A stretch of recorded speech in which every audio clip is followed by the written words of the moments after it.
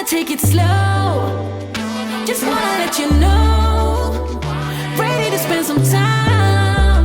What's up, guys? Welcome back to the channel. If you're new here, thanks for stopping by. My name is Dociamabomgmt, and this is a very exciting video for me, and I'm really excited to be making this video because it's about books that have basically changed my life. So someone on one of my most recent videos asked me a question about books that I'm currently reading that are helping me. The video was about self-improvement, and so someone asked me about what book I was currently reading that was helping me in my mental health journey, and it made me think. And I was like, you know what, I've read so many books, and so many of which have stuck with me, and you know, I'm still applying those concepts in my day-to-day life. And I thought, you know what, it would be brilliant to break down 4 of the books that have helped me tremendously in my journey, be it in mental health, self-development, you name it. So yeah, let's get into it. So this video is broken down in 4 different chapters, and each chapter is basically the category that that book falls under, so that way it's just easy to understand. And those 4 chapters are social anxiety, financial literacy or financial intelligence, emotional intelligence, and the last chapter is spiritual life. So these are the 4 chapters that I'm going to break down this video in. But yeah, let's get into the first book. So the first book is on social anxiety. Now there's a lot of people that, you know, suffer from social anxiety, and I was one of those people. And a book that really helped me so much with social anxiety is this book called How to Win Friends and Influence People. Oh my god, this is an incredible book. Like I said, a lot of people suffer with social anxiety, and I unfortunately was one of the people who I just don't like speaking in public settings, and I generally don't like small talk. For me, small talk is like me going out of my way to do so. Even today, I still find an issue with it, but I've gotten a lot better. There's so many people that have issues with walking into a room and knowing nobody in that room, and you know, just walking up to a stranger and having a conversation with a stranger. I found this book so helpful because it basically teaches you how to be a people person. If you're an introvert, that's perfectly fine, but we all know that there's gonna be scenarios in your life, be it at the job site, be it at, you know, an event or whatever, where you're gonna have to be somewhat of an extrovert, or you know, you're gonna have to socialize with people. That's where this book comes in. Overall, I'm surprised that when I ask people, have you read How to Win Friends and Influence People by Dale Carnegie? I think that's how his last name is said, and a lot of people say like, you know, I've never heard about that. I mean, I have run into a couple of people who have in fact read the book, and they would tell you that the book is incredibly helpful for people who have a hard time, you know, having conversation, or people who have a hard time in a public setting. This book comes in so handy. So there are many concepts in the book, but I mainly wanted to talk about the concepts that help me specifically, one of which is how to be a good conversationalist. I personally struggled with this because, like I mentioned, I don't like having small talk. I don't know what it is, but small talk just drains the life out of me. And don't get me wrong, it's good to have small talk so you're not just sitting there awkwardly. If you're an introvert to your core, you would see where I'm coming from when I say like small talk exhausts you, because you don't find interest in, you know, talking about a grill or talking about what your mom ate for breakfast or whatever. You kind of just want to go straight to the point. But you know, it's always good to have small talk. You know, there's nothing wrong in having small talk, and that's where this book comes in handy for me, because it teaches you how to have a conversation. Now, while I'm an introvert, one thing that, you know, I really had to learn is how to shut up and listen. And this book helps so much in that, because a lot of people like to talk about themselves, you know, talk about their stories, about, you know, just whatever it is that they like to talk about. But then a lot of people don't like to listen. So having a conversation with someone, a lot of people forget that, hey, I need to just be quiet and also listen to the other person speak. And it comes handy, especially in interviewing someone, or if you were in an interview or vice versa. Listening comes in very handy, just to be able to, you know, just shut up and listen sometimes, and not just wait for your turn to talk. Because a lot of people have conversations like that where, you know, you're having a conversation with someone, but they're not really listening to you. They're kind of just waiting for their turn to speak. And it's crazy. I'm laughing because I actually know a bunch of people who are like that, where you're having a conversation with them and they probably cannot repeat the last thing you said, but they're just waiting on their chance to speak. Dale does a great job explaining explaining how to be a good conversationalist and how to carry on like a healthy conversation with one another. Another thing that's spoken about in the book is how to interest people and make people like you instantly. This is something I struggled with so much because, okay, this is a conversation for a whole nother day, but I had a difficult time in high school. I basically was the school most hated student, and it was for the most ridiculous reason ever. But I really had a hard time in high school because I found myself trying to make people like me. I just had a hard time. That's, like I said, that's a conversation for another day.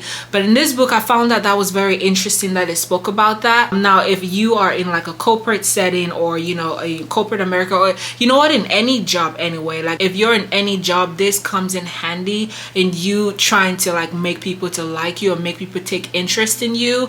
And one of the examples they bring up in the book is that always remember the people's names. In the book, Dill explains a story of a guy who owned a company and he knew every one of his employees' names. There was hundreds of employees in that building and he knew every single one of them's names, and that made them like their boss so much because he'd be walking on the hallway and he would see, you know, an employee and he'd be like, hey Mark. A lot of his employees turned to love him so much because he remembered their names. So that's something that I found very interesting, is a lot of people don't remember people's names, but if you try and go out of your way to actually remember someone's name, that helps you a lot. Just imagine you meet a client, like let's say you're in corporate America and you meet a client and you know you happen to remember that person's name, and that's a big client. You remembering that person's name is bigger than you possibly know. It just feeds into their ego, go with them, you know, thinking that, oh, this person actually remembers my name, and it basically makes you impressionable because you know you paid attention and you actually remember their name. So the next thing that this book really helped me with is the book basically teaches you how to criticize but not being hated for criticizing. Now, to be fair, there's a lot of people that don't know how to take constructive criticism. They just don't.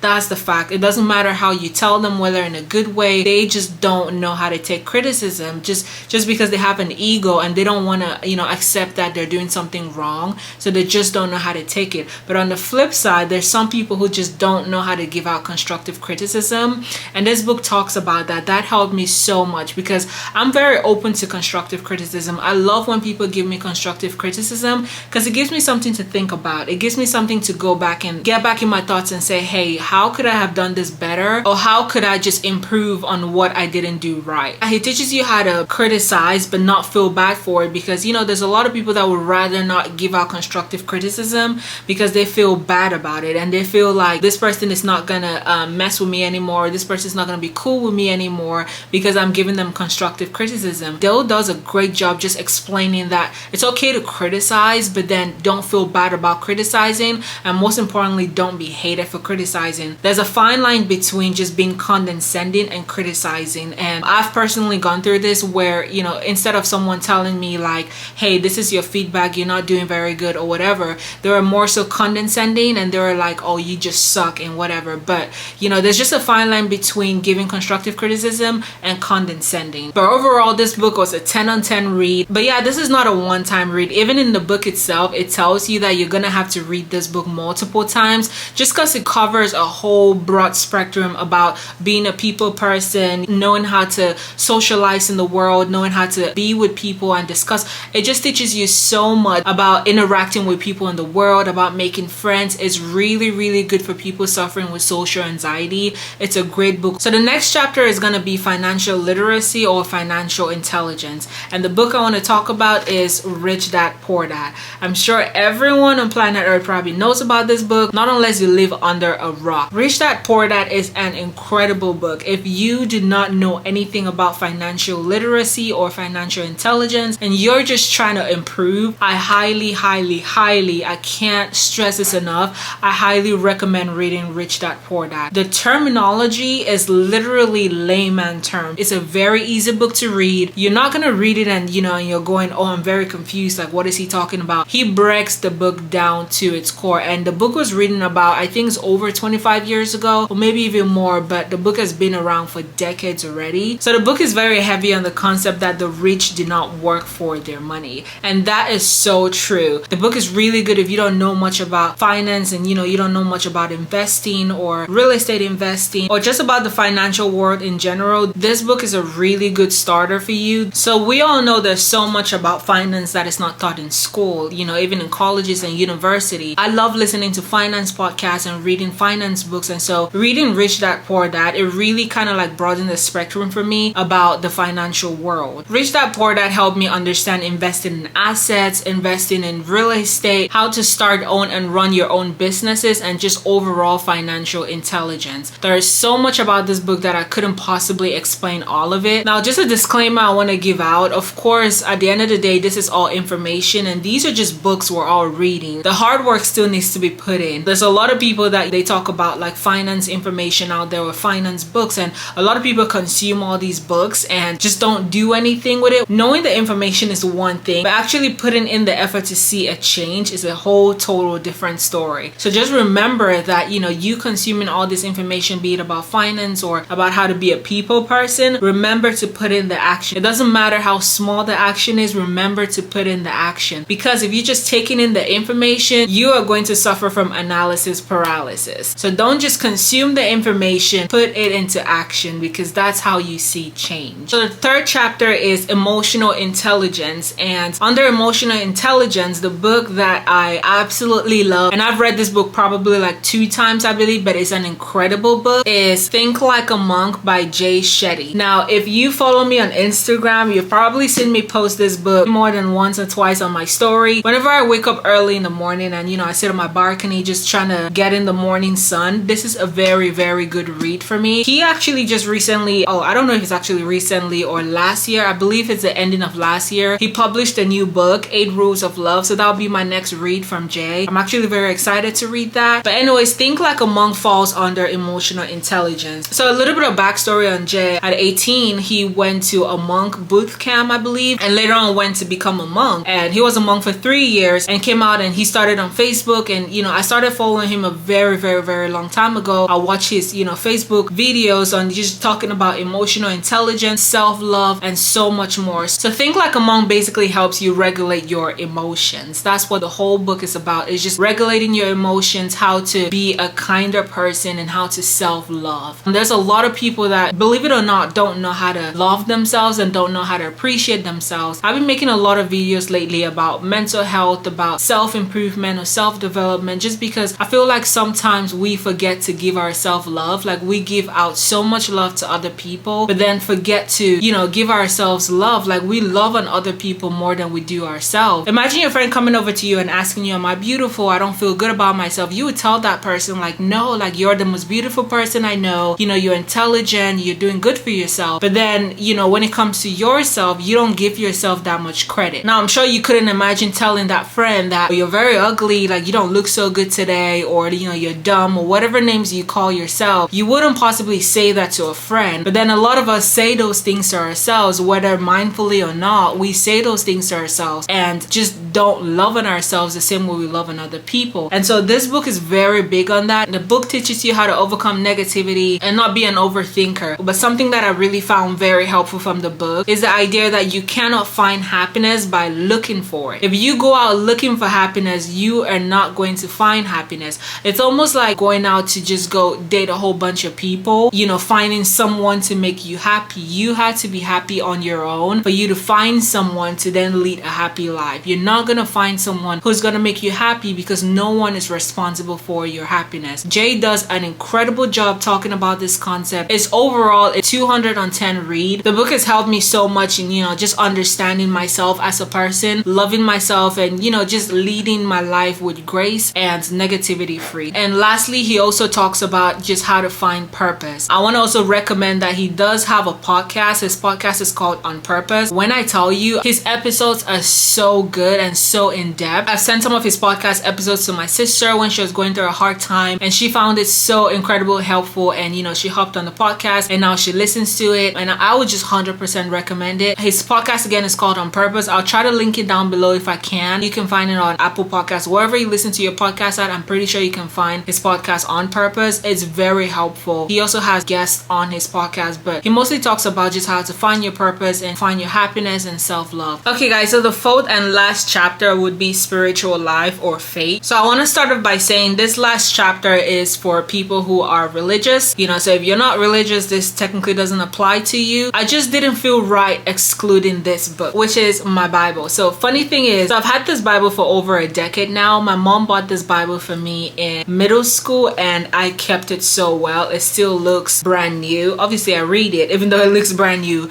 But when thinking of making this video, I wanted to talk about books that changed my life, and obviously I've never made a video about books that have changed my life before. I just thought it would have been hypocritical of me to, you know, exclude the Bible, knowing full well that I'm religious, I'm a Christian, and I know that my faith has helped me so much, like tremendously, in my journey and, you know, just finding spirituality, leading my life in a religious way. The Bible has helped me tremendously. Again, if you're not religious, then the Bible obviously doesn't apply to you. Now, I'm not gonna judge anyone out there, but there is a lot of people who are Christians but have never read the Bible before. Instead of judging, I want to encourage you to read the Bible. There is so much about the Bible that is just eye-opening. There's a lot of concepts on there that, you know, you read it and it applies to your life, whether or not it's a story in the Bible. You might be going through a situation in your life and you have absolutely no idea how to, you know, navigate that situation, which I was in one, but my Bible came in handy. It's so crazy to me because I just opened I literally just picked up my Bible and opened a random page, and I kid you not, the passage that I read in the Bible was in relation to what I was going through, but that just restored my hope and kept me going. And I started telling myself, like, you got this. You might be at rock bottom, but it's okay. Pick up whatever you have left and just keep moving forward. But yeah, I definitely want to recommend, you know, if you're religious, to actually read your Bible. It helps more than you possibly know. Again, no judgment to someone who is religious and believes but doesn't read the Bible, because I know some people get busy and they forget to go into the word and actually read the word. But I want to encourage you that, you know, if you have just 5 minutes of your time, go ahead and give it a read. I know for some people, they see a big book and that discourages them. You know, they're just like, nah, I'm not reading all that. Like, that's just too big of a book. I was that person. But with the Bible, it's just different for me because, okay, I have like a planner where, you know, it tells me every day what passage in the Bible to read. And also, I do want to mention that if you're someone who doesn't like reading physical books, always remember that audiobooks are available. A book this big on audiobook could just be about a 20-hour read instead of you taking a whole month to finish the book or whatever. So remember that there's always audio versions. But in relation to the Bible, there is apps that will shoot passages to you every day on your phone digitally, so you get to still have a read. And you never know, just a little bit of encouragement or just a little phrase or a little quotation can just make your day and make you feel better. But yeah, guys, those are the 4 books and the 4 chapters that I wanted to talk about today. I've had so much fun making these, so if you guys loved it, let me know. I would make more videos about books that I have read. Like I said, I'm a reader. I've read a lot of books. I love listening to podcasts. So if you guys want recommendations, definitely comment down below so I can, you know, just get a gist of what you guys would love to see more of. But that wraps it up, guys. Please let me know if this was helpful to you, but do me a favor and hit the like button. Don't forget to subscribe, guys. It helps so much more than you know. But also turn on your notification button so you get notified on when next I post another video. I will see you guys in another one.